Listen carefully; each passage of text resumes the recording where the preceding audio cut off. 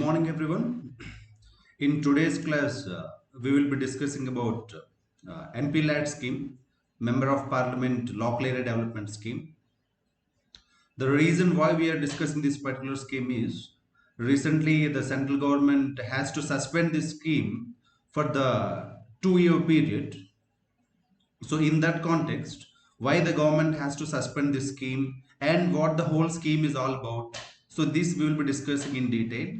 So the whole lecture will be going on these aspects. First of all, what the scheme is all about, and under this scheme how the money will be spent, where the money will be spent, and why against the suspension there is a criticism, especially by some states and some politicians and the opposition leaders.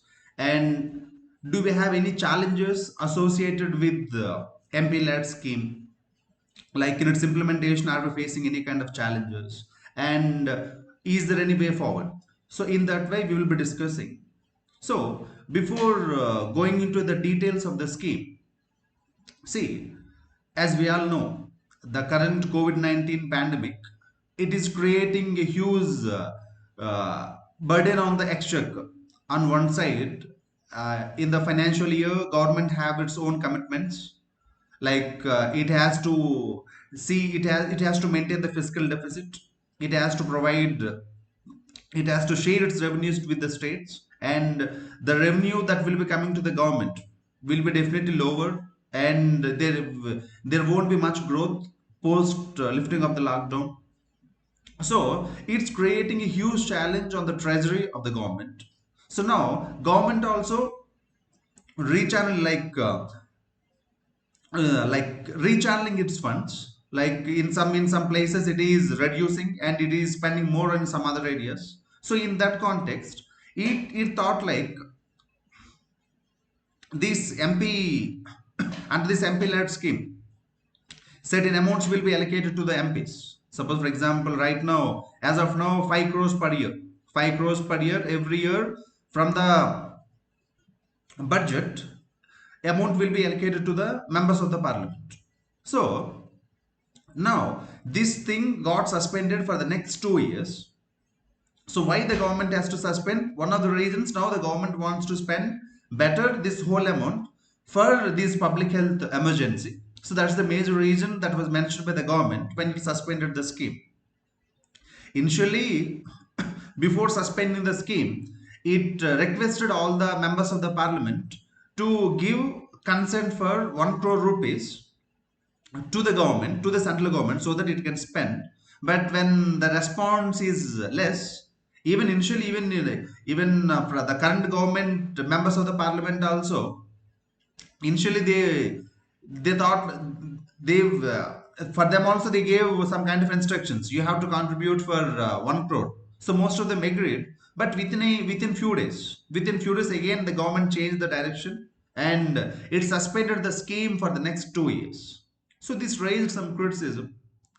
So before going into the details, like why criticism, what exactly, what is there any constitutional provisions with respect to that? Is there any challenge to that? So before going into all the inner details of it, let us try to understand where the scheme actually started. So if you see, it was actually started in the year 1993. If you see in the 1993, that year for the first time this was started. So initially, 1 crore from the budget used to be allocated to each member of the parliament. So each member of the parliament, in the case here, the members of the parliament of Lok Sabha and the members of the parliament of Rajya Sabha, including both elected and the nominated ones. So these initially they used to get 1 crore rupees, but from 2012, 11-12 financial year onwards, it got increased to 5 crores. So right now, every year, each member of the parliament will be getting 5 crore rupees to develop their constituencies. But here there are some variations that we will be discussing. So before, like for Lok Sabha, there is one way, there is one kind of implementation. For Rajya Sabha, there is another kind. So before going into that detail, let us try to understand like the nature of this fund. So once the member of the parliament got 5 crore rupees, these 5 crores will not be given directly to the member of the parliament. So at the same time, they will not be saying like, they will not direct, they will only recommend what kind of works has to be performed in their local area. They will be recommending these works to the district authority, especially to the district magistrate. Under the district magistrate, through him or her, the funds will be channeled. Then they will be using these funds for developmental activities. So there are developmental activities like small ones. Especially these funds will be paying attention to the small activities like these CC building, this construction of the CC roads, sanitation works, drinking water facilities. So in this way, like some construction of some schools, some small healthcare facilities. So in the local area, what are the demands? What are the local requirements? Accordingly, the funds will be used. So then the members of the parliament will recommend, the district authorities will follow, then they will come up with a list, then accordingly the fund will be released by central government directly into the district authorities. So what we should understand here is that they will be the funds that are being channeled under this scheme are recommendatory in nature by the member of the parliament, and it will be given directly by the central government to the district authorities. So this point we have to remember. Again, one more thing. Suppose in the given year, 5 crores was given. The concerned MP, when he or she recommended the work, the amount of work was not exactly 5 crores. Suppose consider that the amount of work was just 4 crores. In that case, though 5 crores got allocated, only 4 crores was spent, then the next 1 crore will be kept with the district authority in a non-lapsable account. So that's why this fund is a non-lapsable in nature. It won't lapse. That means like in this year, if I could not able to spend the whole 5 crores, I spent only 4 crores, then the next 1 crore will be there with the district authority in a separate account. What is that account is called as a non-lapsable account. So in that account, this money will be there and they can spend further. So in this way, the whole scheme was designed. Initially, this scheme was kept under the Ministry of Rural Development. Later, they shifted the scheme to the Ministry of Statistics and Program Implementation. Right now, the concerned ministry that is dealing with this particular scheme is Ministry of Statistics and Program Implementation. This is the scheme is all about. Next one is like how the spending pattern goes, how the money will be spent, where it will be sent, who will be spent, who will be spending this money. This we should know. So here, if you see, like it started in the year 1993, still it's going on. Just recently it was suspended for the next 2 years. So as of now, around 54,000 crores was spent under the MPLADS scheme, and the unspent money is 5,500 crores. They haven't spent still. So this is one of the concerns that is being raised. That means they are not effectively spending the money. There are other concerns and challenges that we'll be discussing in the latter. In the latter presentation, we will be seeing that. So here, if you see, so we have 2 categories of MPs: members of Parliament of Lok Sabha and members of the Parliament of Rajya Sabha. When it comes to Lok Sabha, there the members of the Parliament, they have to spend these 5 crores in their constituency only. In their given constituency only, they have to spend this 5 crore. Whereas in the case of Rajya Sabha, if the members got elected from a particular state, because Rajya Sabha is a council of states, so if the members got elected from a particular state, in the given state, in anywhere, they can spend this money. So this point is very critical, you should understand. So in the whole state, they can spend the money. Who? The elected members of the Rajya Sabha. Whereas we have the nominated members, the 12 nominated members. The 12 nominated members, they can spend this money across the country because they are not being elected from one particular state. So that the nominated members of Rajya Sabha and Lok Sabha, the nominated ones, they can spend this money across the country. So in this way, you can understand the sequence. Nominated ones across the country, Rajya Sabha members across the state, Lok Sabha members in the given constituency. This is what. But in the case of emergency, suppose for example, when there is a calamity, Suppose I am representing state of Telangana, state of Andhra Pradesh, or some other state, Madhya Pradesh, Tamil Nadu, something like that. Suppose in the state of Kerala there is a calamity. If there is a calamity in the state of Kerala, if I am representing state of Tamil Nadu, but still up to 25 lakh rupees, up to 25 lakh rupees, though I might be a member of parliament from Lok Sabha, so I have to spend only in my particular constituency. But when these kind of calamities happens, in that case up to 25 lakh rupees I can contribute to that particular state's exchequer. That means for the support to that particular state. So in that way I can do. So the maximum limit here is 25 lakh only during the time of calamities. Or else you have to spend only in your particular area, in your constituency, if you are representing that particular constituency to Lok Sabha. So in this way the spending pattern has to be happen. Then the next one is where, like how the money will be spent. Most of the occasions we have the central government schemes. The central government schemes will be spending mostly on the larger projects. Like the big schemes will be taking care of the larger aspects. But so in the local area, the members of the parliament, especially the Lok Sabha, these people will be having more awareness. Though the big central schemes are coming up, but these individuals got more awareness. More awareness means here they know in their local area what is the exact demand. So according to the demand of the local area, these people they can spend the money. So that's the actual advantage of it. Why the MPLADS scheme has to come is like, in suppose center will give equally, it will release the funds for education, it will release the funds for, it won't go for the area specific, it go for the region specific. Whereas in the case of MPLADS, in their local area, what is the actual demand of the people? Suppose for example, there though the government is allocating funds for water, they don't have proper sanitation facilities or the drinking water facilities. These people can construct a sewage water treatment plant for sanitation, or they can come up with the bore wells, digging of the bore wells. So these kind of initiatives, local initiatives. So for these local initiatives, they will be spending this money mostly for the small activities. So that's what I mentioned here. So where the space, the void spaces of the large projects will be filled by the small initiatives under the MPLADS scheme. So the areas, these areas also I mentioned here, like roads,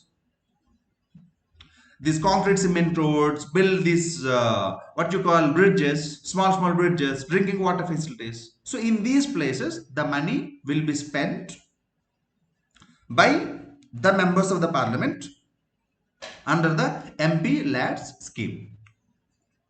So when this scheme was started, this started in the year 1993. From that year onwards, this scheme started being challenging. Like to what extent this scheme can be implemented, because we have the central government, we have the constitutional provisions. Suppose for example, we have this Article 275. Article 275 deals with granting aids to the states. If the parliament feels so, by law, the parliament can provide grant in aids to the state's revenue. Suppose if a particular state's revenue is not able to meet its expenditure, it is not getting much revenue. In that case, to meet the expenditure, center can provide grant in aids to the states. From where? From the Consolidated Fund of India, Article 266. So from the Consolidated Fund of India, center parliament can provide grant in aids to the states. But here they have to take the approval of the parliament. Second one is Article 282. Article 282, there is a word called as public purpose. What is this public purpose? Under certain circumstances, even if the particular provision is not there in the Schedule 7. Schedule 7 deals with division, center, union list, state list, concurrent list. Even if the particular provision is not there in the Schedule 7, under specific circumstances, by the parliament, by law, can provide certain amount of funds to the states for a public purpose. So they have to mention for what purpose we are giving this, we are granting this money to the state. So why I am mentioning these two articles here? Article 275, granting aids to the states with the approval of the parliament. Under Article 282, under the clause of the public purpose, parliament provides grants to the states. Okay, so in these two cases, the money has to be drawn from the Consolidated Fund of India. Whereas in the case of MPLADS scheme, the money will be directly allocated from the budget. From each year, from each financial year's budget, 5 crores for each MP will be allocated. Then one question was raised. So what is the constitutional validity of this fund? Then Supreme Court argued that, see, you have to widely interpret both Article 275 and Article 282. Okay, see, this Member of Parliament Local Area Development Scheme comes under Appropriation Act of the budget. Under budget we have two acts, Financial Act and the Appropriation Act. So under the Appropriation Act, 5 crores for each MP will be allocated. So in this way, it passed the judicial scrutiny also. At the same time, there is one more argument that was raised.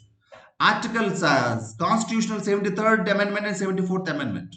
73rd and 74th Amendments provided third tier to the tier to the Constitution. That means that these Gram Sabhas and municipalities in the Constitution, in the federal structure, we have 3 tiers now. Part 9 deals with 73rd Constitutional Amendment under Part 9. 74th, Part 9A. In both these parts, constitutional status was provided to Gram Sabhas and the Panchayats and the municipalities. So now these members of the parliament, they are representing the parliament, they are directly with the help of the district authorities working in the local area. In the local area, who should actually work? The work should be done by the local bodies. Local bodies means Panchayatis under Part 9, municipalities under Part 9A. But here, who is coming and working in the local area? The members of the parliament are coming and working. So this is actually going against the federal structure. But again, the Supreme Court mentioned that, see here, they are not actually disturbing the federal structure. Where, as a member of the parliament, where there is a need, there these people they are recommending. They are not actually interfering into the functions. They, according to the demands of the people, these people are recommending the works to the district authority. That's it. In that way, Supreme Court mentioned that, see, the role of the member of the parliament under the MPLADS scheme is recommendatory in nature. Point number 1. Second point, we mentioned that there is a theory of separation of powers. That means legislature, executive, judicial. Each should function. The legislature means lawmaking, executive, implementation, judiciary, reviewing. But here, when you provide funds to the legislature means here the member of the parliament, when they are recommending, it means like they are doing the executive functions, legislature doing the executive functions. When the legislature is doing the executive functions, what it indicates? It indicates going against the theory of separation of powers. But again, the Supreme Court mentioned that, see, when it comes to the Indian Constitution, theory of separation of powers, the Indian Constitution does not recognize the rigidity of the theory of separation of powers. So we have some kind of liberty here. We are not going with a strict federal structure. So in that way, Supreme Court mentioned, in Indian Constitution does not recognize by going strict implementation of theory of separation of powers. Second point, MPLADS is recommendatory in nature.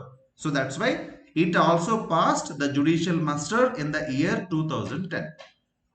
So in that way, MPLADS scheme also passed the judicial muster.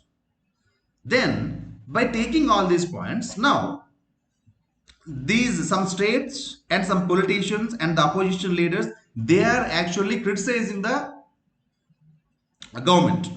In what way they are criticizing? If right now, if you really give if the amount that the 5 crores is with the member of the parliament, they could have readily purchased the infrastructure or the tools that are required to contain the COVID-19.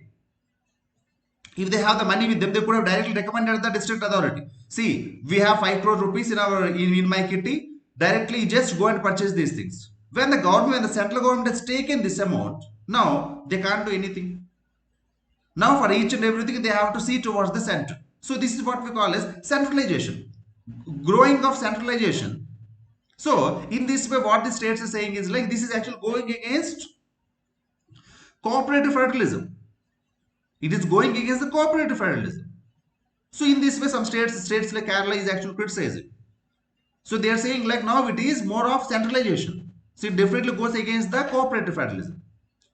At the same time, if this 5 crores that we are giving to the member of the parliament, if it is with them, they know in their area what is the local specific problem.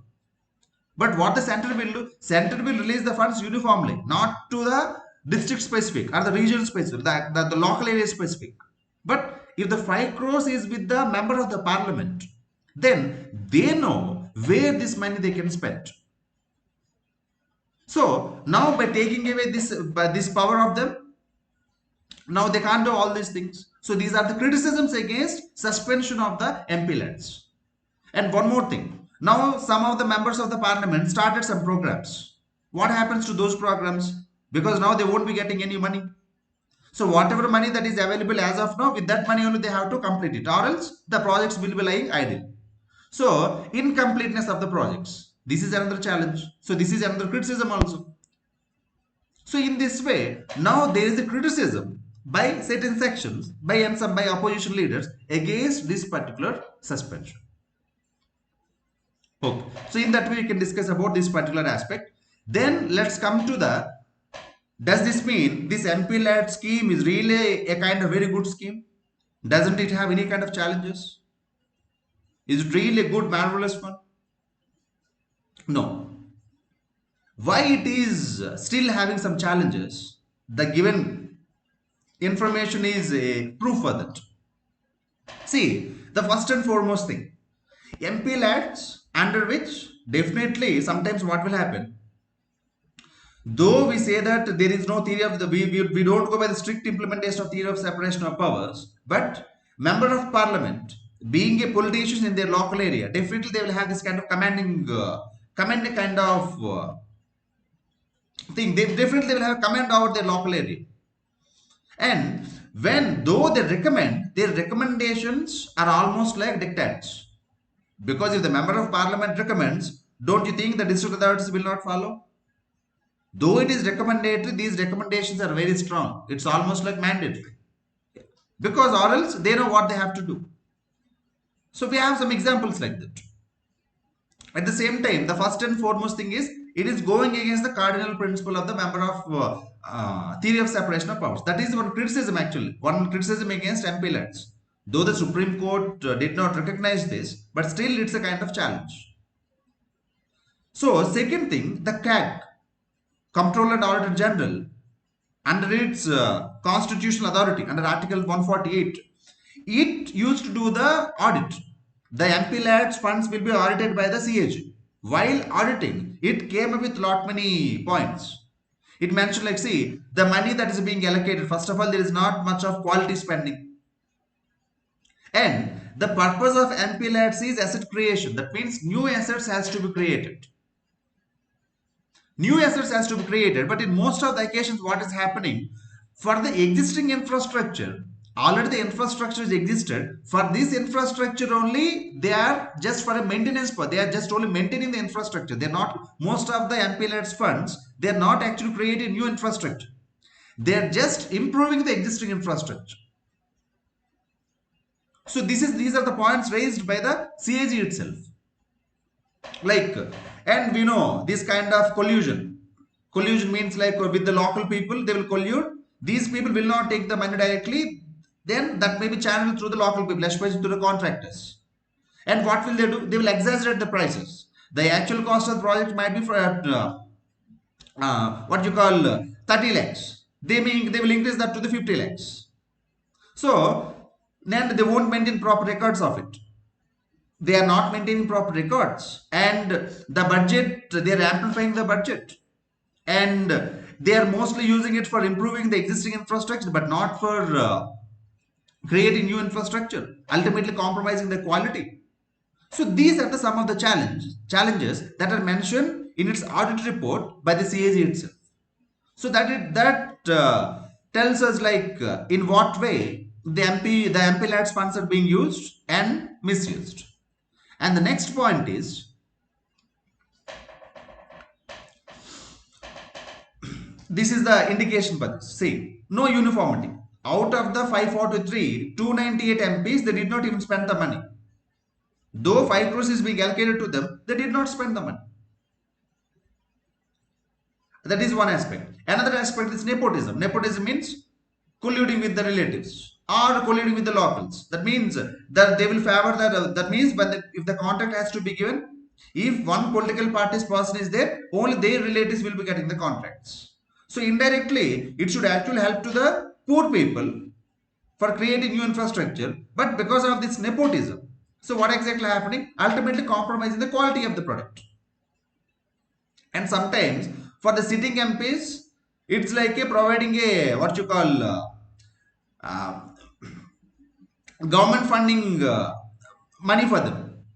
So before elections, what will they do? They will spend the government money, but they will tell like, so we are spending this money from our side. They will make it like that. So it's giving an opportunity for the sitting MP against the opposition. Suppose if an individual is representing on the opposite side, sitting MP, because of the money, they can lure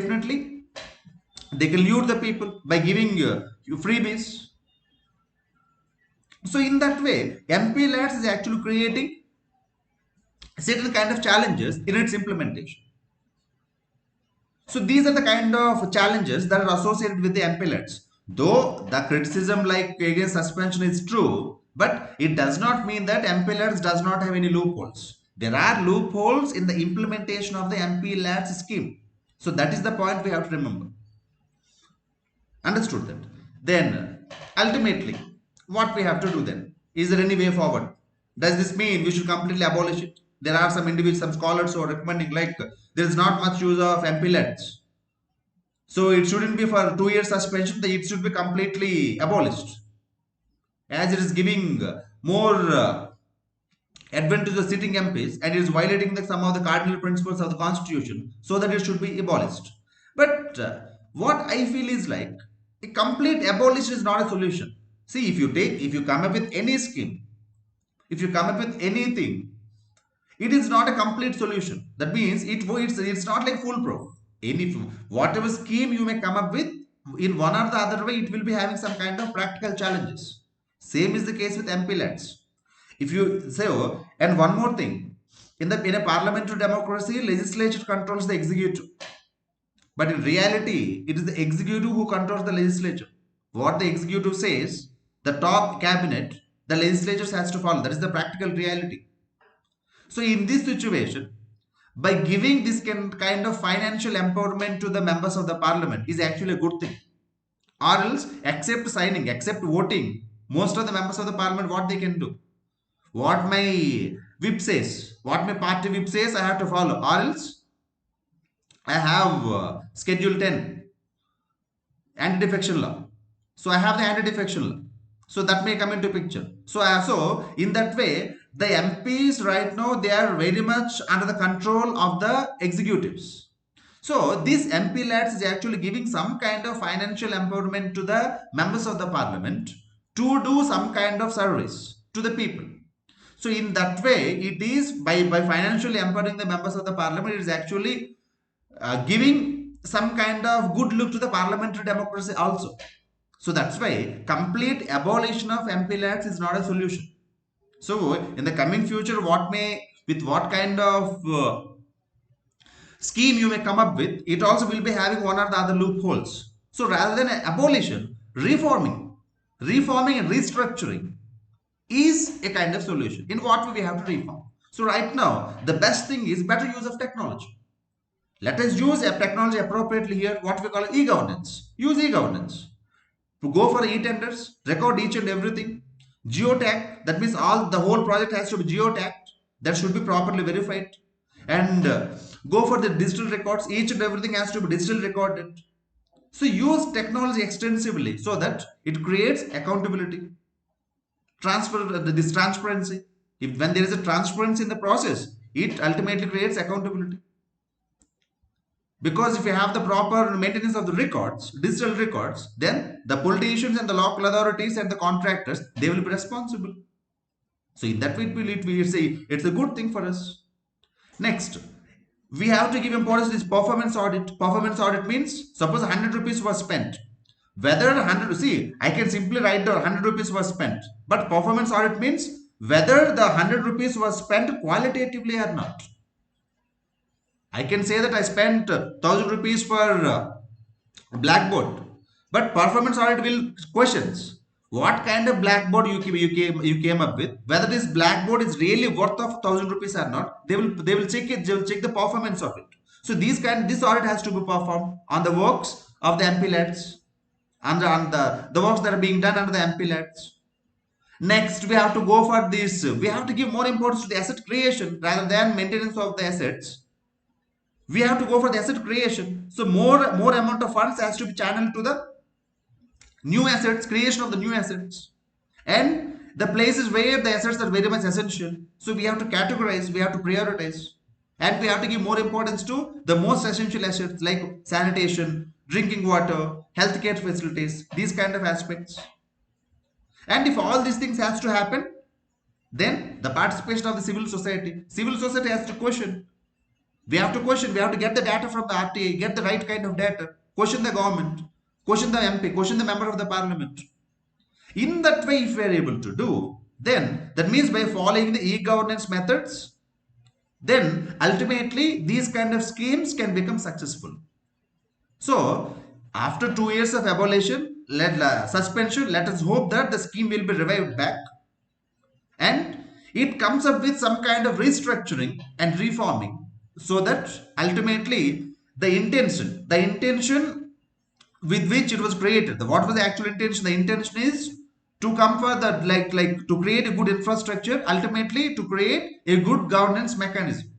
So if ultimately the good governance has to be achieved by effective spending of this money, on one side reforming the scheme, participation of the civil society, use of the technology, all these things completely will effectively able to utilize the actual purpose of the scheme for which it was created. So with that, we can conclude the session. Post this, I am posting one question here. You can see this question. Then by using the given information, you can write an answer for this. See, no initiative will create a positive impact on people until it is effectively implemented. Substantiate the statement in the context of MPLADS. So here, what you will be writing is like how the MPLADS has to be effectively implemented. So here you have to substantiate what are the challenges right now, like what are the structure I have given. Use the structure in the 250 words. So within the 250 words, by using that information, you can write. So in that way, you can better get the information and you can write the answer. So with that, we'll be concluding the session. Thank you.